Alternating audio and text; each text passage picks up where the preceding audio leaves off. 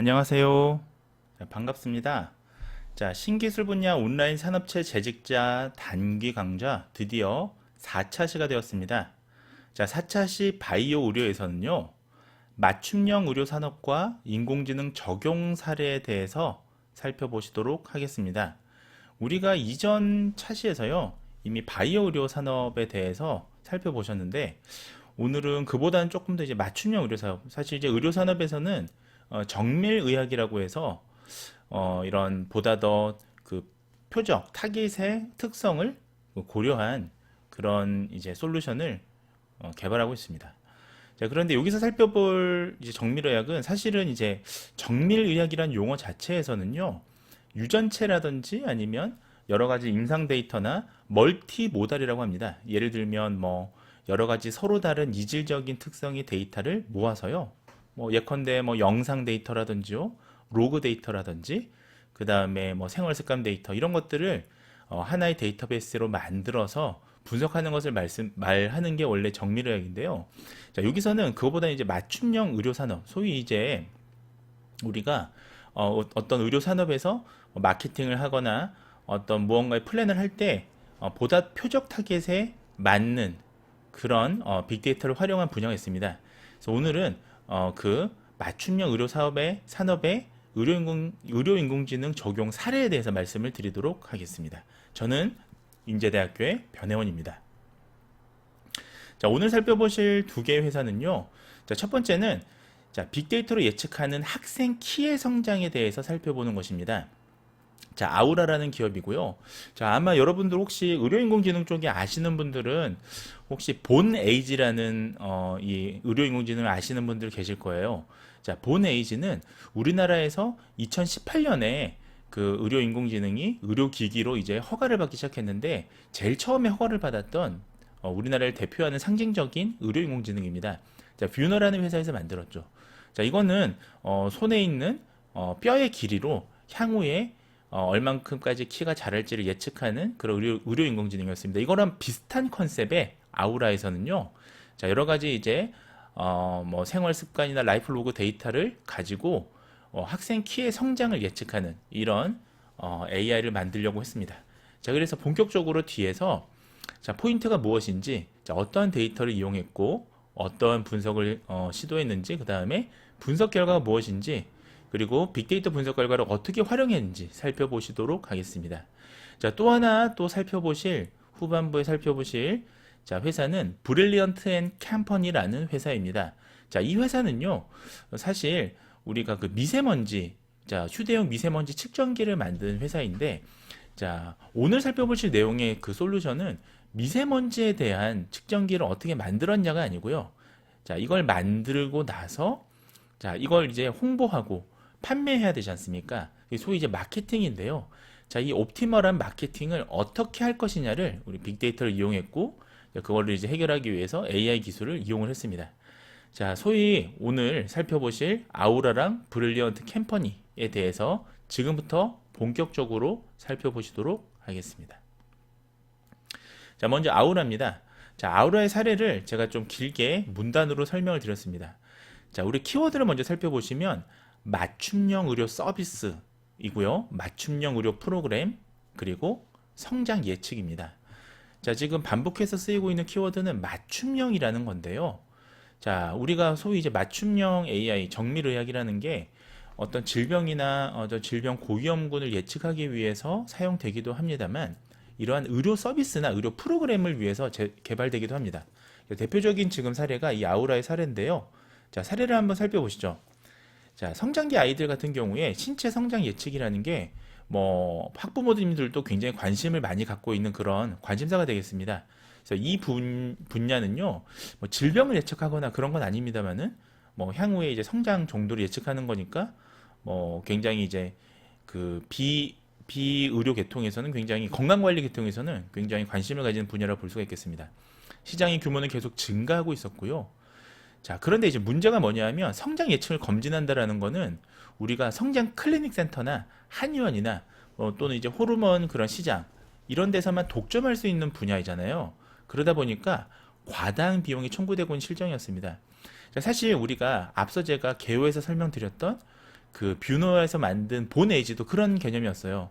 원래 그전에는 이게 뭐 가정의학과나 또는 뭐 정형외과 선생님들이 요 뼈의 길이를 가지고 향후에 이 그 아동이 이제 성인이 됐을 때 키를 예측하는 건데, 자, 이런 것들을 우리가 손쉽게 인공지능으로 활용한다면, 맞춤형 의료를 활용한다면 훨씬 더 비용도 낮출 수 있고, 자, 독과점도 줄일 수 있지 않습니까? 자, 그래서 성장 관리를 위해서 많은 비용을 투자해야 되는 상황이 결국 따지고 보면요, 정보 격차입니다. 그러니까 이 정보를 얼마큼 알고 있느냐, 모르고 있느냐. 자, 이런 것들이 앞으로 이제 21세기에는 우리 사회에서 흔한 일이 될 거예요. 그래서 아우라에서는요, 학생들이나 학부모가 많은 비용을 지불하지 않더라도요, 간단하게 신체 성장 관리 서비스, 소위 이제 독점되는 클리닉에서의 분야가 아니라 일반 사람도 누구나 쉽게 이걸 측정할 수 있는 신체 성장 예측 알고리즘을 개발했다는 게 핵심입니다. 자, 그럼 본격적으로 어떻게 신체 성장 예측 알고리즘을 만들었냐? 자, 이 AI를 어떻게 만들었냐? 지금부터 함께 살펴보시죠. 자, 우리가 제일 처음에 이제 항상 하는 게 데이터 인사이트 매트릭스였잖아요. 자, 크게 분석 개요와 빅데이터, 분석 결과와 적용 사례를 먼저 살펴보시고 세부적인 내용을 말씀을 드리겠습니다. 자, 분석 개요를 보시면, 자, 백그라운드는 이렇습니다.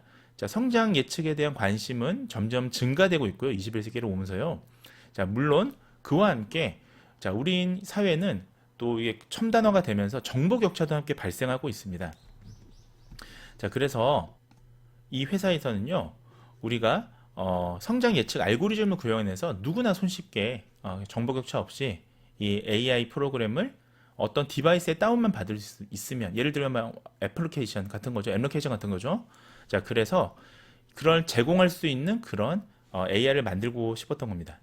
자, 그러면 사용됐던 빅데이터가 뭐가 있는지 살펴보겠습니다. 자, 이때 사용됐던 데이터는 내부 데이터입니다. 자, 그런데 이제 이 부분에서 조금 아쉬운 게, 자, 내부 데이터는 사실 우리가 수집하는 데 있어서 좀 한계가 있잖아요.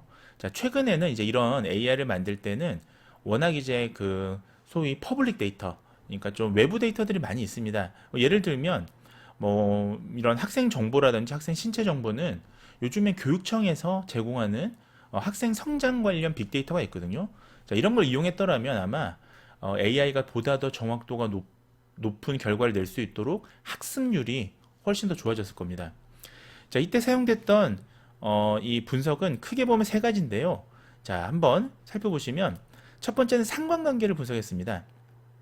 자, 우리가 상관관계를 분석한다라는 건 우리가 가장 손쉽게 생각할 수 있는 건 선형 상관관계. 그러니까 우리가 한쪽이 늘면 한쪽도 같이 느는 형태의 관련성을 보겠다. 즉 직선적인 관련성을 보겠다라는 거죠. 자, 그래서 성장률, 여기서 말하는 성장률은 키가 될 겁니다. 자, 그거 하고요. 각 지표, 예를 들면 뭐 여러 가지 학생의 정보도 있을 거고요. 또 뭐 인구 사회학적 요인도 있겠죠. 자, 이런 패턴 간의 관계를 분석하겠다라고 할 때 상관관계를 썼다고 합니다. 근데 최근에 만약에 이게 이제 보다 더 최근에 이제 개발되는 AI에서는 상관관계를 분석하기보다는 아마 다른 걸 분석했을 것 같아요. 패턴 분석에 있어서는. 자, 그 다음에 두 번째는 예측 분석을 사용했는데요. 자, 여기 예측은 신체 성장을 예측하는, 자, 이게 사실은 결과죠. 자, 이 솔루션의, 이 프로그램의 Y라고 하는 우리가, 결과는 뭐냐? 바로 신체 성장 예측. 자, 지금 키가 아니라 향후의 키를 예측하는 거지 않습니까? 자, 이때 성장을 예측하는 것은 우리가 베이즈 확률 분석을 사용했다고 합니다. 자, 우리가 베이즈 팩터라고 우리가 부르는 건요, 확률 기반된 분석이에요. 그렇기 때문에 어떤 모집단의 분포나 이런 것보다는, 자, 가지고 있는 데이터에서, 자, 지금 사전 확률을 안다면 사후에 있을 확률을 예측하겠다라는 그런 컨셉이거든요. 자, 아마 데이터가 아주 많지 않았기 때문에 이렇게 그 베이즈 확률 분석을 하지 않았나 싶습니다. 자, 그 다음에 가우시안 분포랑 유클리디안 거리 분석을 사용했다고 합니다. 자, 뒤에서 좀 살펴보시고요. 그 다음에 그 추세 분석을 사용했고요. 자, 추세 분석이라는 건 뭐냐 하면 우리나라 영어로는 타임 시리즈입니다. 우리가 타임 시리즈, 트렌드 분석이라고 하는데요. 타임 시리즈라고 하는 거는 기본적으로 시간의 흐름에 따라서 구축되는 데이터를 얘기합니다. 자, 결국 우리가 연평균 키 성장량 분포를 파악하기 위해서 우리가 추세 분석을 이용했다라고 보시면 되겠습니다. 자, 이 역시 디테일한 분석 기법은, 자, 우리 본론에서 좀 살펴보시기로 하시고요. 자, 마지막으로 적용 사례는 학교나 학부모님들에게 지금 이제 이런 우리가 개발한 AI 그러니까 키 성장을 예측하는 AI를 제공하는 것이죠. 자, 이것을 뭐 무료로 제공할 수도 있고 유료로 판매할 수도 있겠습니다만, 자, 결과적으로는 자, 이런 것들이 이제 과거에는 의료진들을 통해서 소위 이제 그 성장 클리닉 이런 데서 이제 그 검사를 받았어야 되는데, 이제 누구나 쉽게 한번 선별적으로 이런 걸 테스트할 수 있는 이런 시스템을 만들었다라는 게 핵심이 되겠습니다. 자, 그럼 본격적인 내용을 살펴보시도록 하겠습니다. 자, 이 아우라에서 만든 빅데이터로 예측하는 학생 키의 성장 AI, 예측하는 AI 모델. 자, 수집 데이터는요.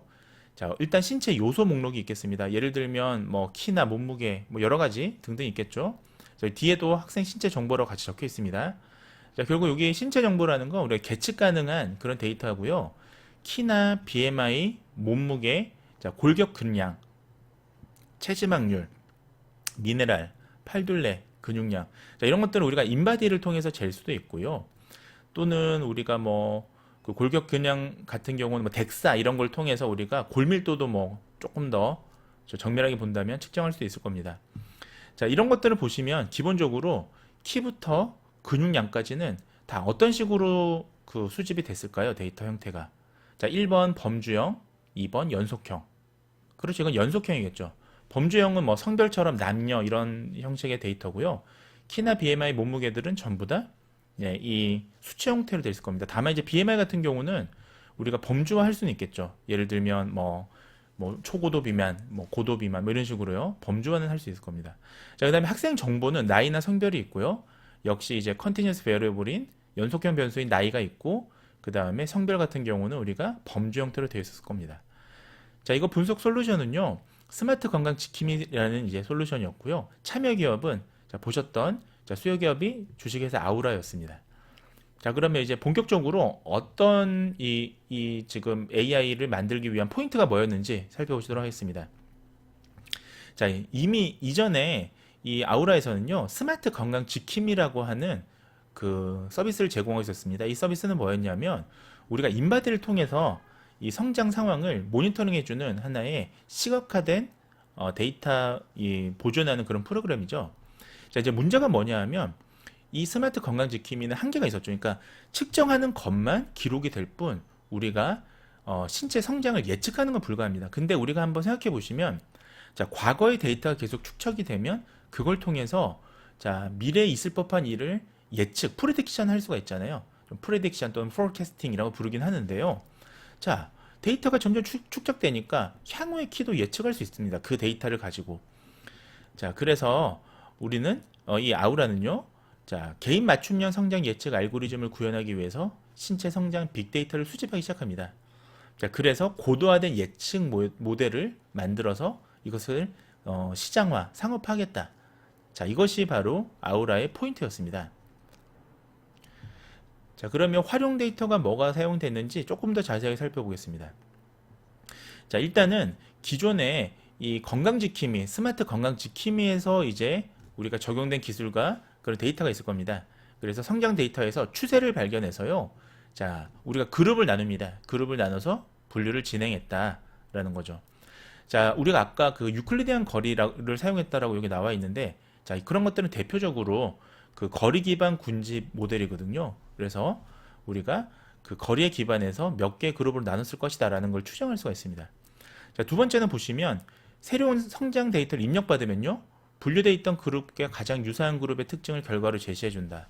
자, 라는 거죠. 그러니까 이게 결국 군집 분석의 특징인데요. 클러스터링 애널리시스라는 군집 분석은 몇 개의 군집이 만들어지면 그 다음에 새로운 데이터가 투입됐을 때 이 데이터가 어디에 속할지를 우리가 예측해주는 그런 건데, 이제 문제는 그것만으로는 우리가 성장 예측은 알 수가 없습니다. 그러니까 어느 그룹에 속할 거냐. 뭐 예를 들면 초등학교 때 키가 큰 그룹, 중학교 때 키가 커지는 그룹, 뭐 이런 게 있으면 어디에 속할 거냐 정도만 알 수가 있는 거예요. 자, 그래서 여기서는 아까 제가 말씀을 드렸던 앞서 베이지안 추론 모델이라는 것을 사용합니다. 자, 그래서 베이지안 추론 모델은 뭐냐면요. 자, 아까 제가 말씀을 드렸는데 확률 기반에서 우리가 추론하는 방법을 베이지안 추론 모델이라고 합니다. 자, 우리가 반드시 선행 확률이라는 거 알고 있다면 그걸 기반으로 사후 확률을 계산할 수가 있습니다. 자, 사건이 발생될 확률이 얼마나 되는지를 우리가 계산해서 대체 가설 채택 여부를 판단하는 그런 것들이 베이지안 추론 모델입니다. 예를 들면 우리가 테니스 경기를 한다면 처음 보는 사람하고 경기를 뛴다면 확률을 구할 수가 없습니다. 그냥 운에 맡겨야겠죠. 뭐 저 사람 안색이 어떤지, 뭐 몸이 좀 무거워 보이는지 이런 걸로 승패를 예측할 수가 있는데, 제가 만약 테니스 경기를 하는데 상대방이 하고 한 10번 붙어봤어요.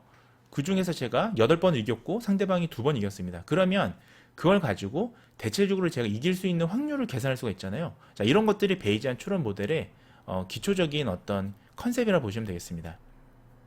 자, 그다음에 거리 기반 모델은 뭐냐 하면, 어떤 가정이 있다면 유클리데안 거리라고 하는, 뭐 대표적으로 뭐 맨하튼 거리, 유클리데안 거리, 마할로비스 거리, 이런 거리 기반된 이런 알고리즘들이 많이 있는데요.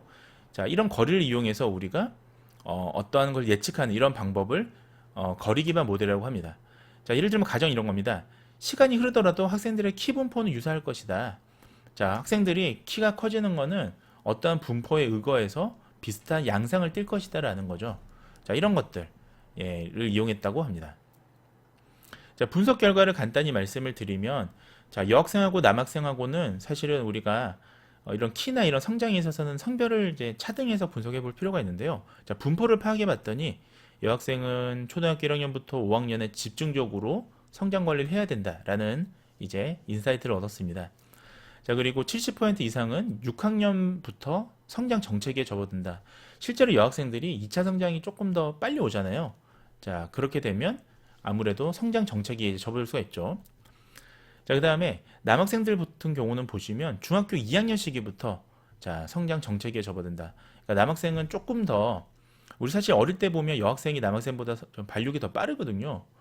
자, 그리고 중3쯤 되면 남학생은 이제 성장 정체기가 86%. 그러니까 남학생들 같은 경우는 고등학생 때 갑자기 급성장하는 경우는 생각보다는 드물다라고 하는 걸 우리가 알 수 있는 것입니다. 자, 또 이제 기타 성장률하고 타 지표 간의 관계를 우리가 이 상관 분석을 통해서 보셨잖아요. 자, 그래서 봤더니 비만하고 관련 있는 지수인 BMI, 사실 이제 BMI는 비만을 대표하는 그런 인덱스 지수라 보시면 되거든요.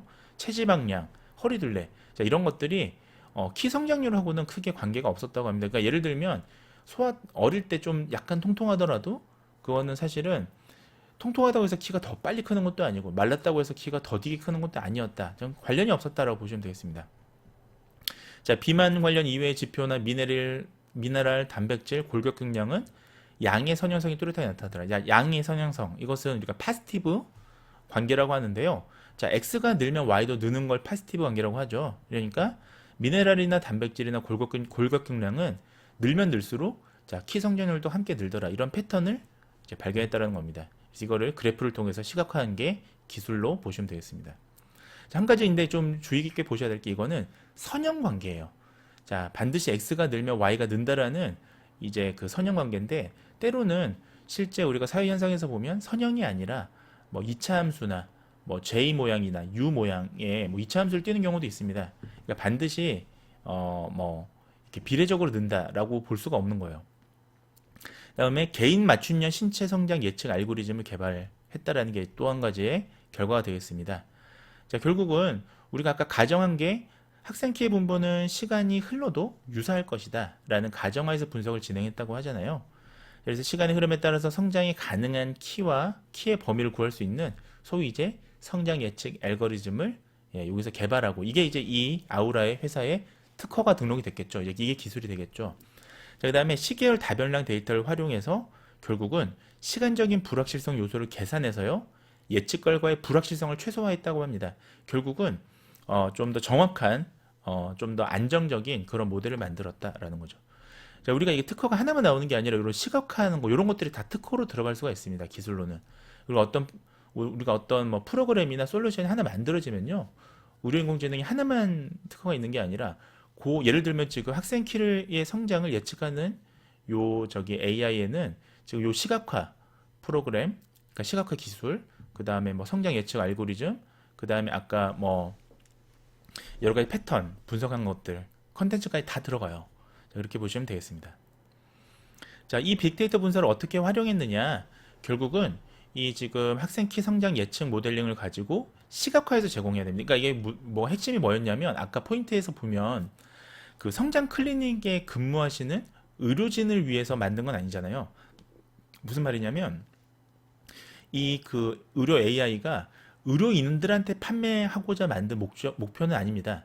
이 목적은 일반 사람들이 누구나 손쉽게 이것을 그 해석할 수 있어야 되고 사용할 수 있도록 만든 거잖아요.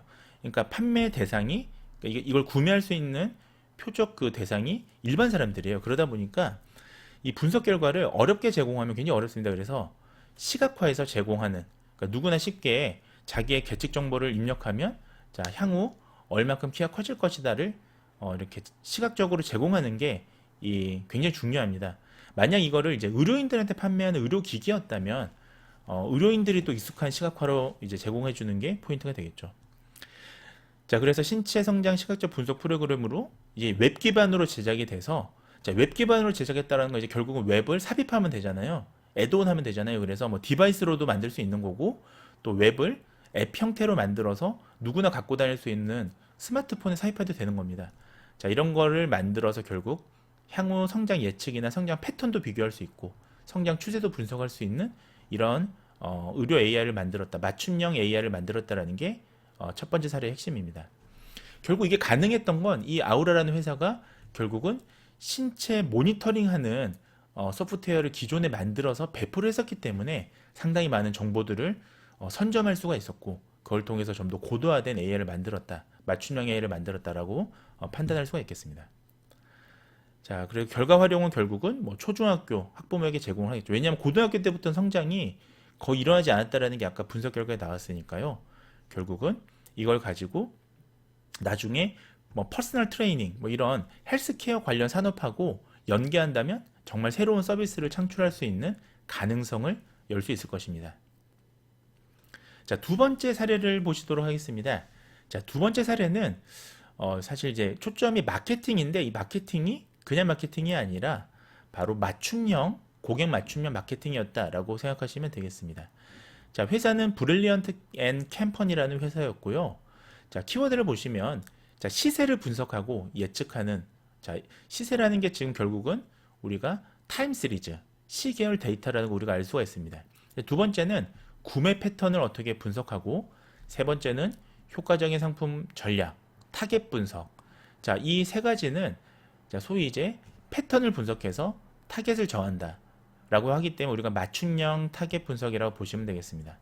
그 다음에 컨텐츠를 개발하는 자, 이런 게 키워드가 되겠습니다. 자, 사례를 한번 살펴보시죠. 자, 이 회사는요, 자, 미세먼지를 우리가 줄이는 자, 그런 그 예측할 수 있는 그런 정보 시스템을 만드는 게 목표였던 회사입니다. 자, 예를 들면 우리가 원하는 장소의 미세먼지 정보를 알고요. 예를 들면 대응 방안을 정보를 알면 대응 방안을 할 수가 있겠죠. 예를 들면 뭐 마스크를 낀다든지 할 수 있는데 우리가 한번 생각해 보시면 지금 미세먼지를 물론 이제 기상청이나 각종 지자체에서 그 정보를 보급하고 있습니다만 그때 보시면 미세먼지 기지국이라는 게 있습니다. 그리고 미세먼지 기지국은 예를 들면 뭐 10m 높이, 지표에서 20m 높이 이런 식으로 설치되어 있는 거기서 미세먼지를 측정을 해요. 근데 우리가 미세먼지라는 게 보시면 어떤 하나의 큰 동을 가지고 전체적으로 맞춰서 얘기할 수 없습니다. 자, 무슨 말이냐면 우리가 이런 미세먼지 정보 데이터는 보시면 정말 뭐 하나하나 그 블록마다 설치된 게 아니라 거의 동에 몇 개 이렇게 설치가 되어 있거든요. 그러다 보니까 실제로 미세먼지가 별로 없다라고 예보에서 나왔는데 막상 밖에 나와 보시면 미세먼지가 많은 경우들도 있습니다. 항상 정밀하지가 않은 거예요. 그래서 이제 맞춤형으로 그 정보를 제공하는 게 이 회사의 어떤 아이디어였습니다. 그래서 저기 보시면 휴대 가능한 미세먼지 측정기를 개발하겠다. 자, 이 얘기는 우리가 뭐 핸드폰 같은 거에서 자, 지금 제가 있는 그 GIS 정보를 받아서 제 반경의 미세먼지가 어떤지를 보다 더 좀 정확하게 그러니까 기상청보다 예보보다는 조금 더 정확하게 알려주는 이런 AI를 개발하겠다는 거잖아요. 자, 여기 들어간 기술을 말씀드리는 게 아니라 이 기술을 가지고 이제 홍보하고 제품 차별화를 위한 소위 이제 마케팅 분석을 최적의 마케팅 분석을 맞춤형 시스템을 이용해서 했다라고 보시면 되겠습니다. 자, 결국 이런 차별화된 마케팅 전략은 수익 상승으로 이어지기 때문에 상당히 우리가 관심 있게 보셔야 될 부분이라고 말씀드릴 수가 있겠습니다. 자, 분석 개요를 이제 말씀을 드렸으니까 결국은 미세먼지 발생률이 상승이 되고 있고, 이걸 가지고 우리가 이걸 미리 예측할 수 있는 좀 정밀한 예측 솔루션 앱을 뭐 앱이나 뭐 또는 AI를 만들고 싶었다라는 거고요. 자, 데이터 분석을 통해서 우리가 전략적인 판매, 마케팅 활동을 하겠다라는 겁니다. 자, 이때 사용된 빅데이터는 내부 자료와 외부 자료가 각각 쓰였습니다. 자, 뒤에서 자세히 살펴보실 텐데, 내부 자료는 설문조사가 되어 있고요. 외부 자료는 SNS와 기상청 미세먼지, 자, 시계열 데이터겠죠. 미세먼지 데이터는 되겠습니다. 자, 이 분석 방법은 이전하고도 비슷한데 보시면, 자, 군집 분석과 상관 분석, SNS 분석, 빈도 분석이 쓰였고요. 자, 우리가 군집 분석은 이전 사례에서도 몇 차례 반복되었기 때문에, 자, 군집 분석은 결국은 우리가, 자, 그룹핑하는 게 핵심이잖아요. 그룹을 나누는 게 핵심이잖아요. 그래서 타겟 고객군을 우리가 파악하고자 이걸 사용이 된 겁니다. 자, 그다음에 상관 분석은요, 우리가 홍보 시기를 파악하기 위해서, 자, 미세먼지 언급량하고 나머지 뭐 농도나 뭐 이런 것들, 자, 이런 것들을 상관관계를 통해서 파악했고요. 자, 그다음에 SNS 분석은, 자, 실제 사람들의 관심사를 분석을 해야 됩니다. 자, 그래야 그 고객에게 타겟팅을 할 수가 있잖아요. 자, 그래서 SNS 분석은 결국은 제품 개선 및 차별화에 사용이 됐고, 그 다음에 공개질 측정 가능 항목을 도출하기 위해서, 자, 예를 들면 사람들이 주로 어떤 단어들을 많이 쓰는지, 자, 미세먼지가 많을 때 사람들이 주로 이제 우려하면서 쓰는 키워드가 뭔지, 이런 것들을 분석을 한 겁니다. 자, 그래서 적용 사례를 미리 말씀을 드리면, 자, 타겟 고객군을 선정했습니다. 예를 들면, 자, 이런 우리가 솔루션, 즉 어플리케이션 또는 AI를 만들었을 때, 자, 누구한테 이제 판매할 거냐? 예를 들면 아기 엄마들한테 판매할 거냐? 아니면 환자들, 호흡기 환자들한테 판매할 거냐? COPD 환자들한테 판매할 거냐? 뭐 이런 거죠. 또는 애완동물을 키우는 가정에 판매할 거냐? 자, 이 고객군을 어떻게 알 수 있을까요? 자, 이 SNS 분석이랑 군집 분석을 통해서 우리가 알 수 있습니다. 자, 이건 뒤에서 좀 설명을 드리고요. 자, 그 다음에 집중 홍보 기간도 우리가 그 상관 분석을 통해서 예를 들면 이게 미세먼지가 많을 때 이 제품을 파는 게 좋을지, 아니면 미세먼지가 아직 많기 전에 파는 게 좋을지, 뭐 이런 것들이죠. 그다음에 모바일 앱 강화. 결국은 우리가 내 손 안의 컴퓨터, 결국은 가장 좋은 거는 요즘에는 디바이스를 만들기보다는요, 결국 앱 형태로 만들어서 모바일에 탑재하는 게 가장 좋습니다. 휴대성이 좋거든요. 자, 그래서 그런 것들로 만들고요. 그다음에 향후에 어떻게 또 사업이랑 연계해서 신제품을 어떻게 만들 거냐. 자, 여기까지가 적용 사례가 되겠습니다. 자, 그러면 본격적으로 하나씩 살펴보시도록 하겠습니다. 자, 이 최적의 마케팅을 찾아준 이 브릴리언트 앤 캠퍼니의 수집 데이터는 앞서 말씀을 드렸다시피 트위터나 블로그나 카페나 커뮤니티, 자, 여기는 사실은 비정형 데이터가 되겠습니다. 자, 주로 SNS 소셜 데이터죠. 소셜 네트워크 데이터죠. 그 다음에 기상청 데이터는 우리가 정형 데이터일 가능성이 높습니다.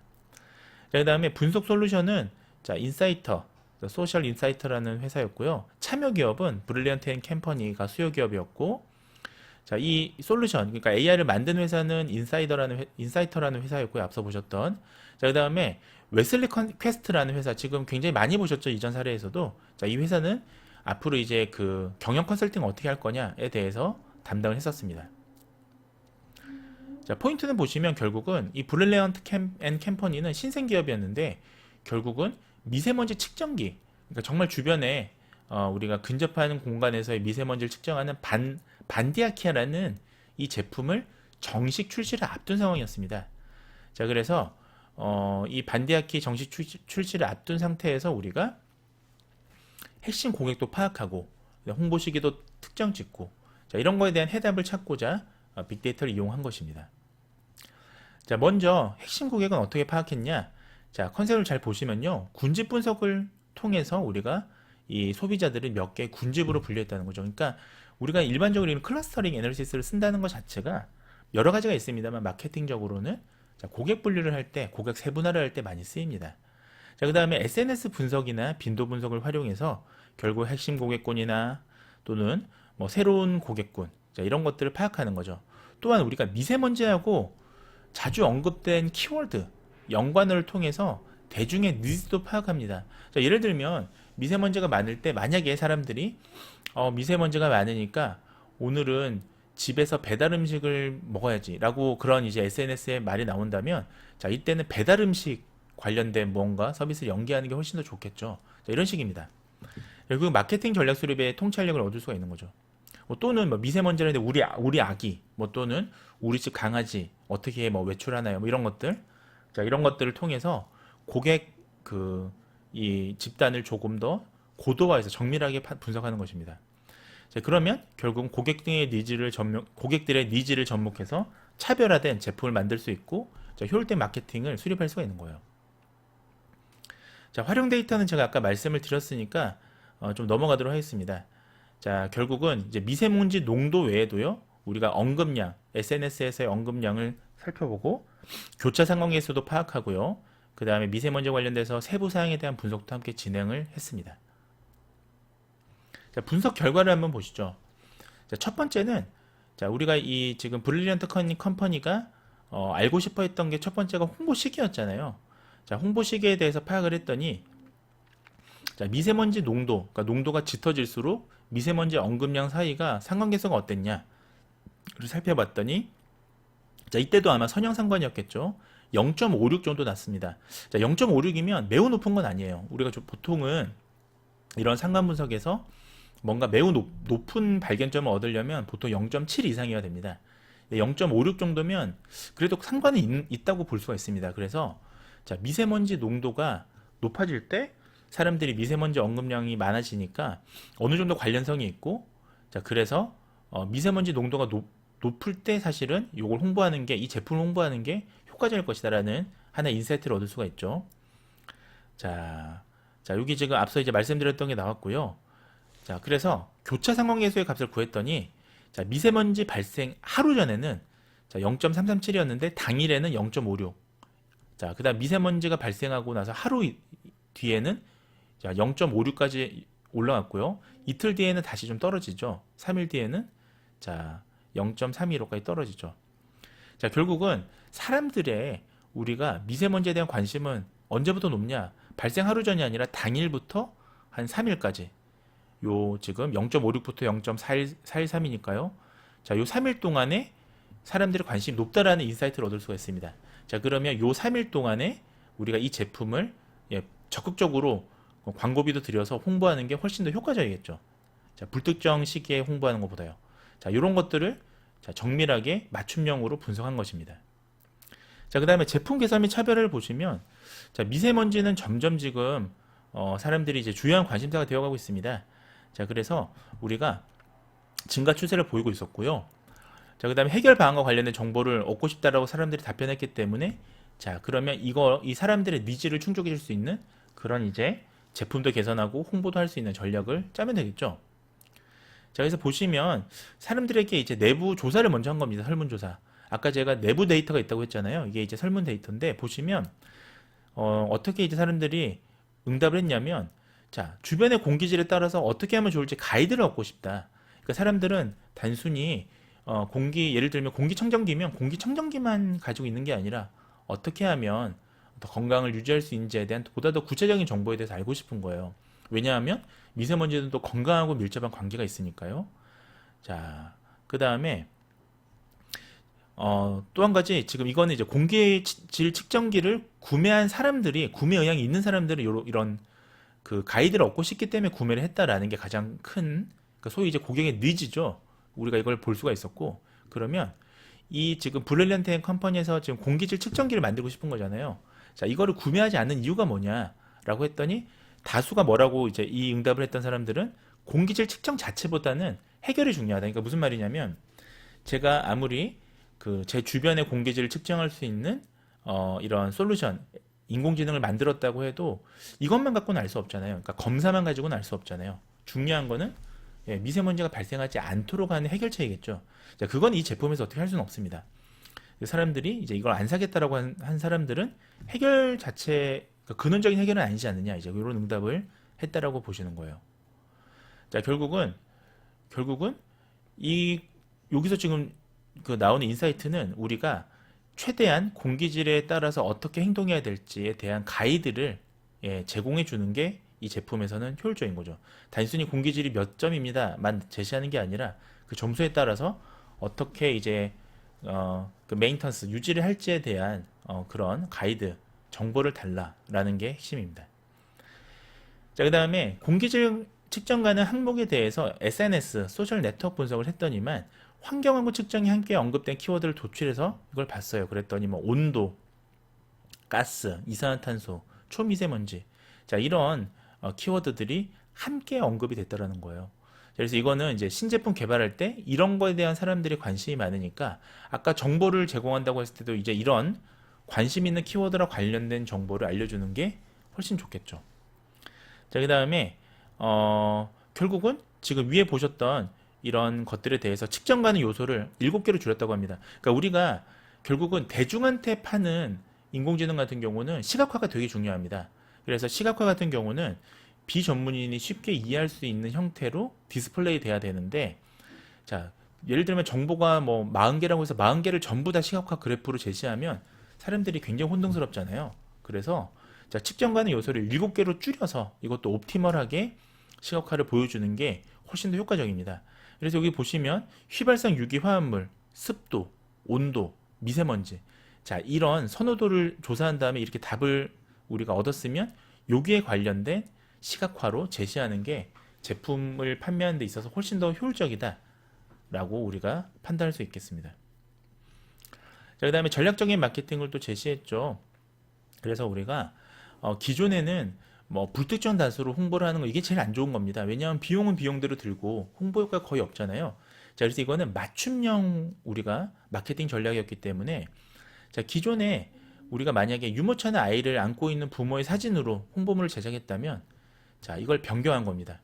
자, 유모차나 아기 말고도 호흡기 질환자나 임산부나 자, 여기 이거 보시면 되게 중요한 건데요. 이게 아마 SNS나 여러 가지 지금 앞에서 보셨던 빅데이터 분석을 통해서 최적의 솔루션을 얻었기 때문에 이런 홍보물 제작 변경도 가능했던 거예요. 자, 세 번째 보시면 반려동물을 키우는 사람. 자, 이것도 굉장히 놀라운 전략이죠. 과거에는 반려동물에 키우는 사람들이 지금보다 많이 없었는데 요즘 1인 가구가 늘면서 반려동물 시장이 되게 확대했잖아요. 그래서 자, 반려동물 키우는 사람들은 예를 들면 강아지 같은 경우 산책을 해줘야 되는데 미세먼지가 많으면 자, 이런 것들 그 산책도 불가능하지 않습니까? 그래서 그 이 반려동물을 키우는 사람들이 반려동물의 건강까지도 이제 관심을 가지게 되니까 이런 것들도 마케팅에 적극 이용을 하는 겁니다. 자, 그래서 이 다양한 사람들에게 모두 좋다라는 걸 강조하는 거죠. 자, 저희가 만든 이 미세먼지 측정기는 나만을 위해서가 아니라 환자한테도 좋고, 자, 임산부들, 태아한테도, 태아의 건강을 위해서도 중요하고, 이 정보를 아는 것이 야, 반려동물을 키우는 사람한테도 중요하다라는 인식을 심어주는 겁니다. 자, 매우 좋은 사례라 볼 수가 있겠습니다. 자, 그 다음에 제품 홍보 경로도 변경했죠. 자, 기존에 이제 육아 팟캐스트. 자, 기존에는 애기 엄마들을 이제 주요 고객층으로 타겟했나 봐요. 근데 이제 이것은 이제 변경해서 미세먼지에 관심이 많은 사람들이 모인 온라인 커뮤니티로. 그러니까 옛날에는 맘카페가 이제 핵심 그 홍보 경로였다면 맘카페가 아니라 미세먼지에 관심이 많은 온라인 커뮤니티로 이걸 변경했다라는 거죠. 특히 여기 보시면 페이스북에서 정확한 연령대를 타겟으로 삼고 마케팅을 진행했다고 합니다. 자, 이것도 굉장히 우리가 주목해 봐야 될 솔루션입니다. 그리고 전반적인 마케팅은 자, 마케팅엔 돈이 들잖아요. 광고도 돈이 들잖아요. 자, 이런 비싼 광고나 이런 것들은 아까 보셨다시피 그 미세먼지 발생 후에 3일까지 집중적으로 우리가 이 관련도가 높았으니까 자, 그 시기에만 집중적으로 이 쏟아붓는 게 훨씬 더 효과적이라는 거죠. 자, 그래서 이런 결과를 얻었다라는 겁니다. 자, 그 다음에 마지막으로 이제 분석 결과를 어떻게 활용했냐? 자, 또 한 가지는 이제 모바일 앱을 강화했습니다. 그러니까 우리가 미세먼지 측정기라는 이 기술의 특정으로 보셔야 되는데 누구나 손쉽게 이걸 갖고 다니셔야 돼요. 근데 우리가 이것을 만약에 디바이스 형태로 갖고 다닌다면 불편해서 우리가 미세먼지 측정하기 위해서 어떤 기계를 하나 들고 다닌다는 거 불편하지 않습니까? 그래서 이거를 스마트폰에 탑재하는 형태. 자, 이런 식의 모바일 앱의 애드온한 형태로 만들면 훨씬 더 효과적입니다. 이런 기계들은. 이런 기술들은요. 그래서 그리고 앱 내용도 구체화했습니다. 자, 아까 우리가 설문조사에선 사람들이 생활 가이드를 얻고 싶어 했잖아요. 그래서 그런 생활 가이드의 내용도 제공했고, 그다음에 마스크 추천 모델도 제안합니다. 자, 예를 들면 마스크도 뭐 SF 지수가 예를 들면 미세먼지 차단 지수가 뭐 94인 경우도 있고 뭐 또는 그보다 뭐 80인 경우도 있고 미세먼지 농도에 따라서 어떤 거를 이제 그 레코멘데이션 추천해주는 자 이런 서비스까지 제공을 하니까 훨씬 좋은 거죠. 자 이때는 만약에 이 회사가 마스크까지 같이 만들어서 판다면 이것도 아마 윈윈일 수가 있습니다. 자 그 다음에 신제품 출시 계획도 이제 앞서 보셨던 이런 최적의 마케팅 결과로 우리가 도출할 수가 있었던 거예요. 자 예를 들면 선호도가 높았던 유해화학 물질이나 초미세먼지나 온도나 습도나 이런 공기질 요소를 측정 기능을 추가하게 되면 앞으로 좀 더 이제 업그레이드된 버전업된 그런 소프트웨어를 만들 수 있겠죠. AI 소프트웨어를 만들 수 있겠죠. 그 다음에 가격이 높더라도 안전성이 높은 레이저 센서를 교체하는 방안도 검토했다고 합니다. 자, 왜냐하면 기존 제품의 LED 센서가 습도에 약했기 때문에 보다 더 정밀하게 측정할 수 있는 레이저 센서로 교체하는 자, 이런 것들은 우리가 맞춤형 이런 마케팅을 통해서 얻은 굉장히 소중한 솔루션이라 볼 수가 있는 겁니다. 자, 이상 우리가 맞춤형 의학에 대해서 의료 산업에 대해서 사례를 살펴보셨습니다.